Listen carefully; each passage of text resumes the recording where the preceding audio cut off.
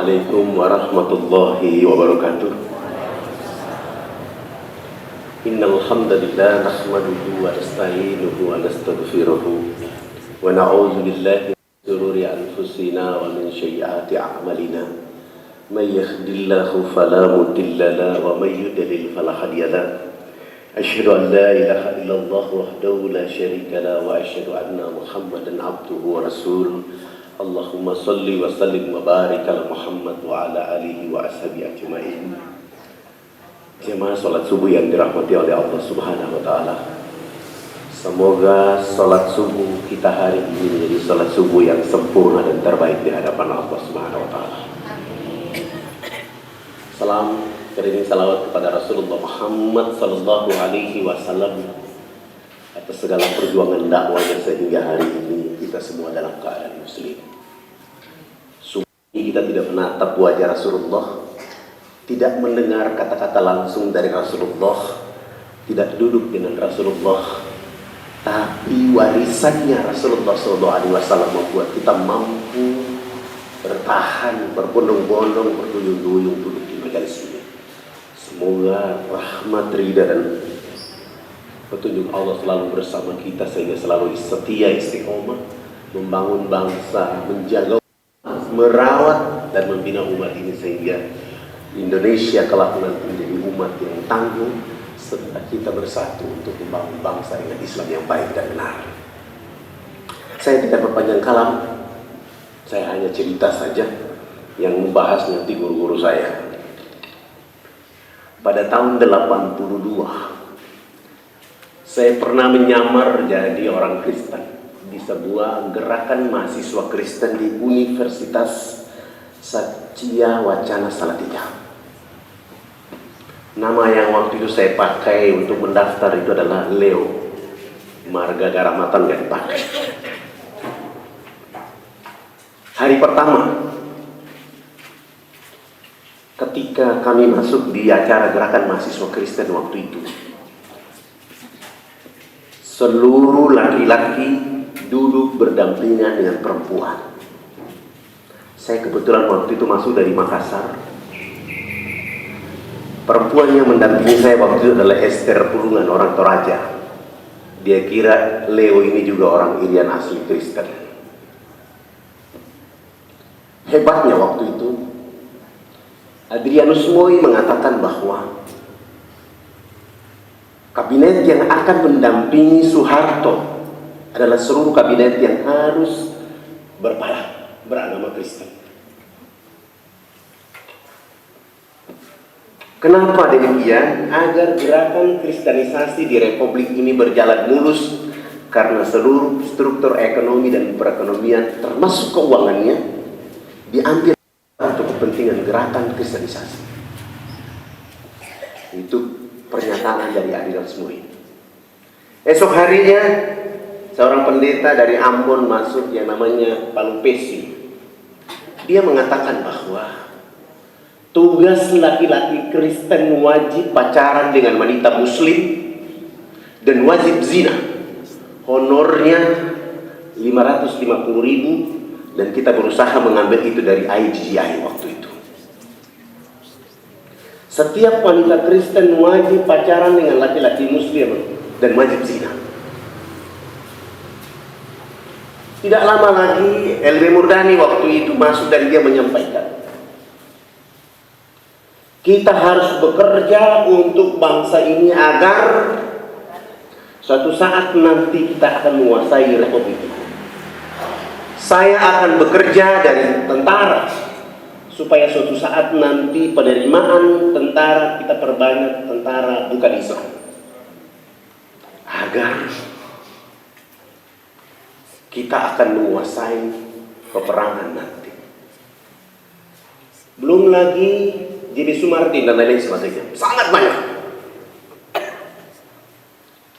Begitu masuk hari kelima saya merasa panas dan saya mengatakan, pengkaderan GMKI hari ini bagi saya tidak istimewa.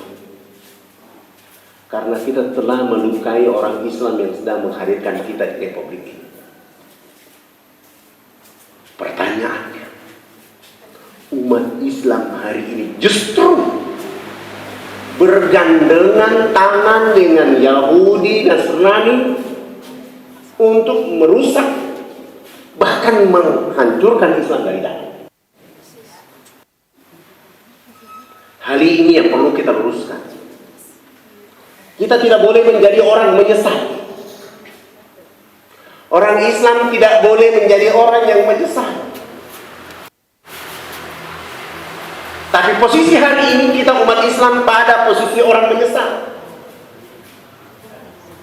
Ceritanya begini. Wahai kabila, kamu tidak ambil saya, kamu menyesal. Kamu ambil saya dengan jumlah yang sedikit, kamu akan menyesal. Kamu ambil saya dengan jumlah yang sangat banyak, kamu pun akan sangat menyesal. Indonesia sudah diperjuangkan oleh ulama, tapi umat Islam Indonesia hari ini tidak menjadikan ini menjadi peradaban baru, kehidupan baru bagi bangsa. Korban akibat kita menjadi orang yang salah. Fenomena kongres hari ini justru akan membuat kita terpikir bahwa ada pekerjaan yang belum selesai. Kita tidak boleh dibina dengan situasi yang hanya sifatnya lipstick, simbol. Sehingga keadaan umat Islam ini berjalan tapi tidak berjalan.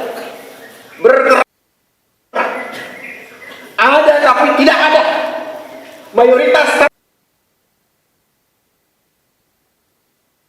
bangun bersama oleh karena keadaan kita sendiri yang membuat kita menjadi umat yang menyesal di negeri.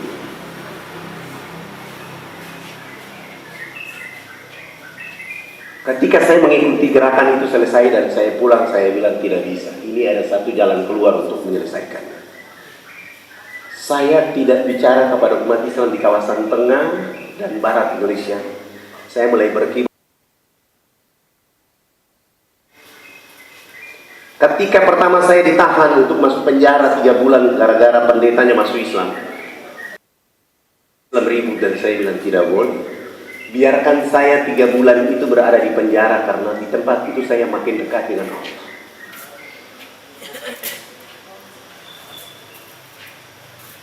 Bulan, 1 tahun kemudian saya ditahan lagi 6 bulan untuk masuk penjara karena 15 kepala keluarga di sebuah kampung di Jayapura masuk Islam. Saya ditahan lagi. Saya bilang gak usah kita ribut. Memang ini cara Allah membuat saya akan makin kuat di penjara. 1 tahun kemudian lagi saya ditahan untuk mendiami penjara selama 9 bulan. Ribut lagi umat Islam, saya bilang jangan. Ini cara Allah membuat agar saya kuat melanjutkan dakwah ini. Subhanallah. Setelah dari 9 bulan itu orang yang menangkap saya di 3 bulan yang pertama, 6 bulan yang kedua, dan 9 bulan yang ketiga itu justru mengucapkan 2 kalimat syahadat. Artinya kita mulai merubah dakwah kita dengan bil hikmah dalam kehidupan. Saya bukan sarjana agama, bukan juga alumni pesantren. Saya memanfaatkan mentadaburi surat 16 ayat 125 agar bagaimana kita bekerja dengan cara ini untuk mengembalikan citra dakwah kita di Republik ini. Tahun 2012 Dewan Gereja Irian mulai mengeluarkan keputusan dialog dengan Ustadz Fadlan. Karena hampir semua orang yang berdialog dengan saya, ujungnya dia mengucapkan kalimat kecerdasan, asyhadu an la ilaha illallah wa asyhadu anna Muhammadar Rasulullah. Padahal saya tidak punya apa-apa, saya hanya punya Allah dan dakwah. Kemarin ada keluarga besar Joko Kardian melalui sahabat Al-Aqsa.